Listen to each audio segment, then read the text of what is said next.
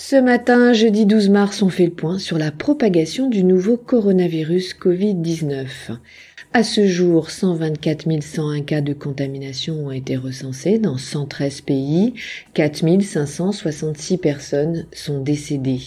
Donald Trump a annoncé que les États-Unis fermaient leurs frontières aux Européens et ce pour une durée de 30 jours. Cette mesure entre en vigueur à partir de demain, vendredi 13 mars. Seuls les ressortissants du Royaume-Uni et de l'Irlande sont autorisés à rentrer sur le territoire américain. Suite à cette annonce, New York a décidé d'annuler sa traditionnelle parade de la Saint-Patrick qui devait se tenir le 17 mars prochain. L'acteur Tom Hanks et sa femme Rita Wilson ont déclaré avoir été testés positifs au Covid-19 en Australie. Le championnat de NBA est suspendu après que le joueur d'Utah, Rudy Gobert, ait lui aussi été testé positif. En France, le bilan de mercredi soir s'est levé à 2281 cas de contamination dans l'Hexagone, dont 48 décès. Emmanuel Macron doit s'exprimer ce jeudi soir à 20h. Une intervention extrêmement attendue par l'ensemble du pays, sachant que le passage au stade 3 plane depuis plusieurs jours sur le territoire.